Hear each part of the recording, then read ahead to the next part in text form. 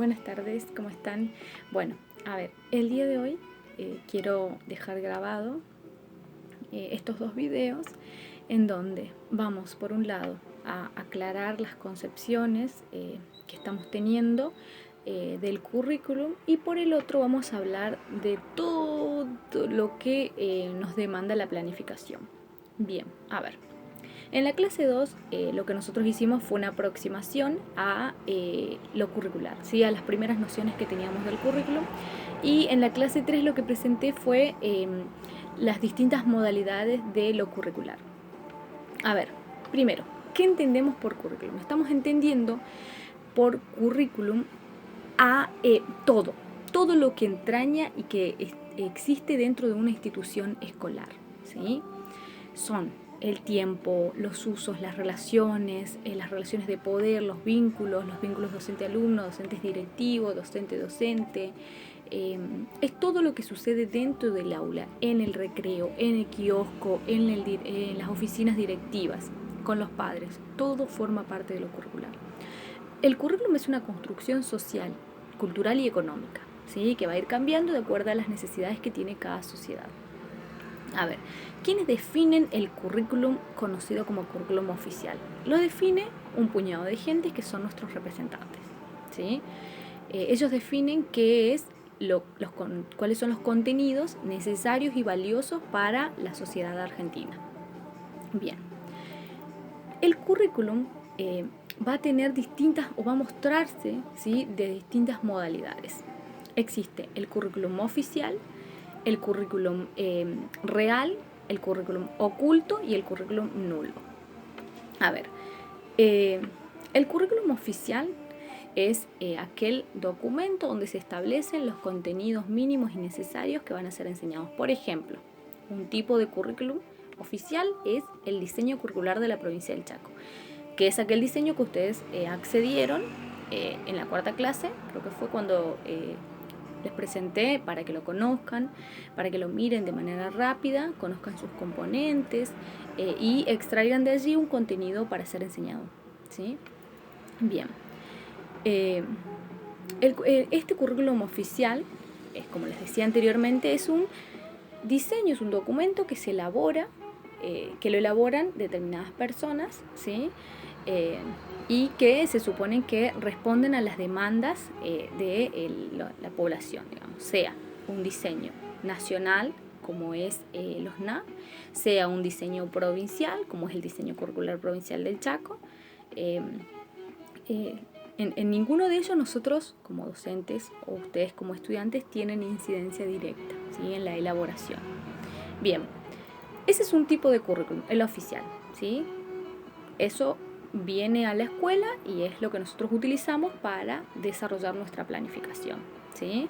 Bien, ahora, ¿qué pasa? El currículum no termina ahí, no es ese documento que llega a la institución y que se pone en juego, ¿sí? A ver, eso en la acción, ¿sí?, cuando llega al campo de acción, que es la institución escolar, X, cualquiera, va a convertirse y va a poner en juego todos los componentes que forman parte de el currículum real, ¿sí? Que, a ver, ¿qué es el currículum real? Son todas aquellas acciones, aprendizajes que se producen realmente, ¿sí? A ver, este diseño oficial, cuando realiza la bajada, se llama bajada porque se supone que el otro está arriba, como lo nacional, lo provincial y lo institucional. Cuando este diseño hace la bajada hacia lo institucional, en la escuela se juegan muchísimos componentes que hacen que ese diseño se ponga en funcionamiento de la manera en la que con las necesidades con las que cuenta la institución. Por ejemplo, supongamos, el currículum oficial determina en el diseño provincial que hay un cierto contenido de geografía que se debe enseñar así y necesita, supongamos, determinado instrumento. Desconozco, no les podría dar el ejemplo real, digamos. Pero imaginemos un instrumento, una máquina, ¿sí? Bien. Esta institución, la Felipe Varela, por ejemplo, no tiene ese instrumento. Entonces, ¿cómo va a desarrollar ese contenido? Bueno, ahí ya hay una modificación del contenido oficial al currículum real, ¿sí? O sea, sufre una transformación y el currículum real me va a decir cómo están sucediendo las cosas, ¿sí? Cómo se está dando eso que está preestablecido en un currículum oficial, ¿sí? Esto va a depender de las necesidades que tenga la institución, ¿sí? De todos los recursos, de cómo tenga su mantenimiento, de cuántos docentes tenga, de cuántos alumnos, de qué equipo directivo cuente, ¿sí? Bien, ahora, el currículum oculto, que es para mí es de los más importantes. ¿Por qué? Porque van a ser aquellos aprendizajes, contenidos que suceden en el aula, suceden en el recreo, ¿sí? En toda institución, pero que no están establecidos en el diseño curricular, ¿sí? No están establecidos en ninguna norma, no existen, no están escritos, pero suceden.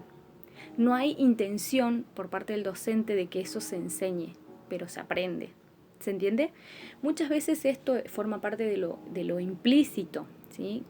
Que resulta de los vínculos entre el docente y el alumno. Por ejemplo, en este caso podríamos citar un montón de ejemplos. Todo lo que sucede dentro de una institución, todo, en cuanto a los vínculos, todo depende mayormente mayormente del currículum oculto, ¿sí? Que uno, por ejemplo, para aprender a ser estudiante, eso se aprende en el vínculo con el otro, se aprende conociendo al docente, entendiendo cómo funcionan cada uno de los docentes, que no todos queremos lo mismo, no todos esperamos lo mismo de nuestros estudiantes, y eso no está escrito en ningún lado.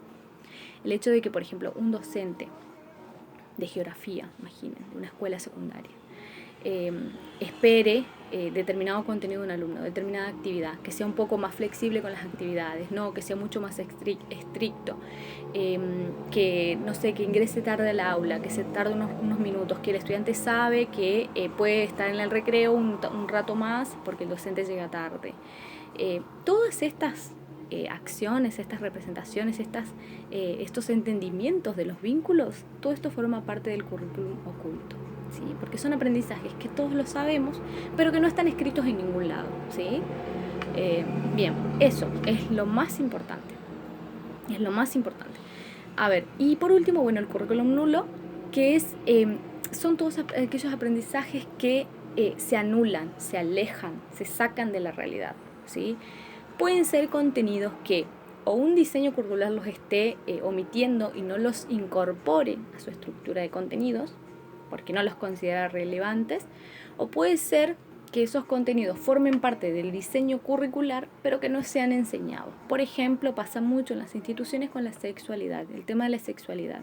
¿Sí? Más allá de que hoy en día tenemos nuestra ley de educación sexual integral o ley de identidad y ley de identidad de género, que son dos leyes que todo docente debe conocer, ¿sí? Hay muchas instituciones que omiten el tema, ¿sí? O bien se limitan a desarrollar toda la parte reproductiva, ¿sí? Omitiendo todos los contenidos que incorporan las leyes. Bien, entonces eso es un currículum nulo. Un contenido, por ejemplo, que se anula, se saca, ¿sí? Sea porque esté y no se quiera dar o porque directamente no forma parte del currículum, ¿sí? Esto tiene que ver porque muchas de las instituciones no lo consideran necesarias, o sea, no le ven la utilidad, ¿sí? Puede pasar con un contenido, no sé, que esté en el diseño curricular de la guerra, de, no sé, cualquier, allá, Europa, ¿sí? Y que no sea relevante para la institución. Entonces no lo vamos a hacer, lo vamos a anular, ¿sí? Lo vamos a dejar de lado. Bien. Entonces hasta ahí tenemos las distintas modalidades del currículum, cómo se presenta el currículum, ¿sí? Entonces el currículum es todo, es una construcción social y cultural, ¿sí?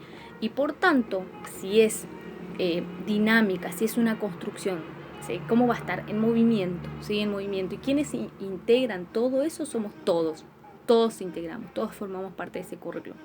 Ahora, de la definición de un diseño curricular oficial, ¿sí? Que es el currículum oficial, pues ahí no tenemos la incidencia directa, ¿sí? Bien.